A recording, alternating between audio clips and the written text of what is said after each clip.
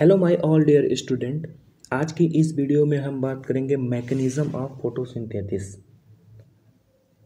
प्रकाश संश्लेषण की क्रियाविधि। Photosynthesis is a process of synthesis of organic food material using carbon dioxide, water and sunlight inside the cells containing chlorophyll. In this process oxygen is released as by product. प्रकाश संश्लेषण एक ऐसी प्रक्रिया जो कि हमारा ऑर्गेनिक फूड है। जैसे इसमें हम क्या क्या यूज़ करते हैं, कार्बन डाइऑक्साइड यूज़ करते हैं, वाटर यूज़ करते हैं, सनलाइट यूज़ करते हैं और क्लोरोफिल यूज़ करते हैं ये प्रोसेस को होने में। जैसे यहाँ पे एक रिएक्शन देखेंगे 6CO2 प्लस 12H2O, फिर क्लोरोफिल जो कि लीप में है और सनलाइट, और उसके बाद यहाँ से निर्माण जो होगा वो किसका होगा, ग्लूकोज का और वाटर का और किसका, ऑक्सीजन का।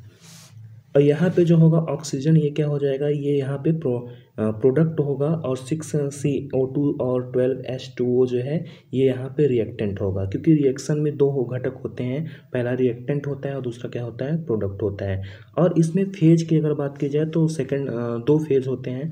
पहला फेज होता है वो कम्प्लीटली किस पे डिपेंड करता है, लाइट पे डिपेंड करता है, जिसे हम लाइट रिएक्शन कहते हैं, या फिर इसका एक नाम और है जिसे हम फोटोकेमिकल फेज भी कहते हैं। अगर वहीं सेकंड की बात की जाए तो सेकंड जो होता है वो लाइट पे डिपेंड नहीं होता है, और जो लाइट पे डिपेंड नहीं होता है उस प्रकार के रिएक्शन को यहाँ पे हम क्या कहते हैं, डार्क रिएक्शन कहते हैं या फिर बायोसिंथेटिक फेज भी कहते हैं। लाइट रिएक्शन जो होता है ये कहाँ होता है, क्लोरोप्लास्ट के ग्रेना पे होता है।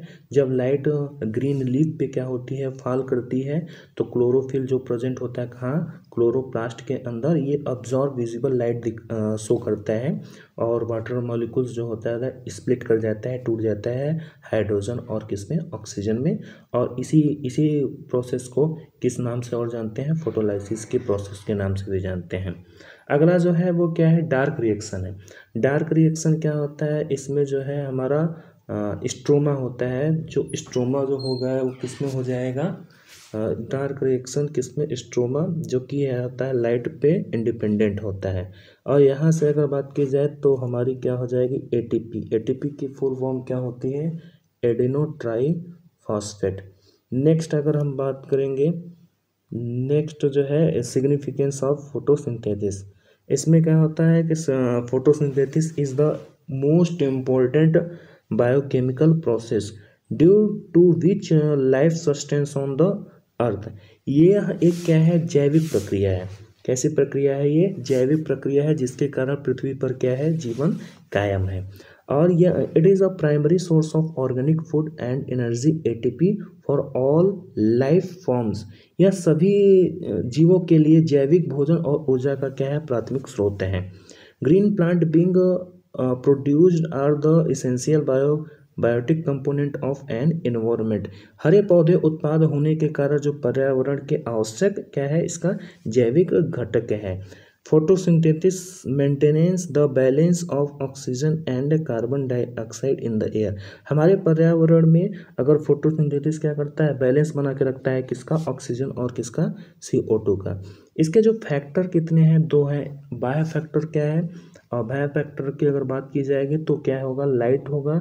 लाइट क्या होता है, the rate of photosynthesis increase water and जैसे कि मतलब कि जो प्रकाश संश्लेषण जो प्रकाश की तीव्रता है उसके वृद्धि के साथ जो प्रकाश की संश्लेषण की दर है एक निश्चित सीमा तक बढ़ जाती है, और प्रकाश की बहुत अधिक तीव्रता पर प्रकाश संश्लेषण क्या हो जाता है, डिक्रीज होता है, कम हो जाता है।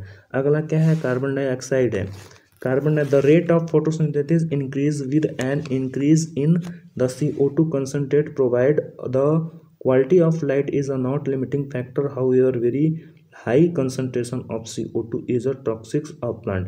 कहने का मतलब ये है कि जब हमारा इंक्रीज किसका, प्रकाश संश्लेषण की जो दर है वो बढ़ती है तो क्या होगा, सांद्रता भी क्या हो जाएगी, इसकी बढ़ जाएगी। और अगर कहीं ज़्यादा सांद्रता हो जाएगी तो वो भी क्या हो जाएगी, हमारे प्लांट के लिए टॉक्सिक हो जाएगा।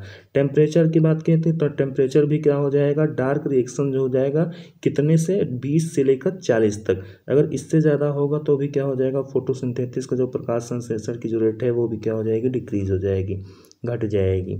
नेक्स्ट हम बात करेंगे वाटर, वाटर का क्या है, water is an important component. ये क्या होता है, फोटोसिंथेसिस के लिए भी क्या होता है, वाटर भी मोस्ट इम्पॉर्टेंट होता है। Decrease water availability reduce the rate of photosynthesis, यानी कि अगर जल की जो उपलब्धता है उसमें कमी से प्रकाश संश्लेषण की दर भी क्या हो जाती है, कम हो जाती है।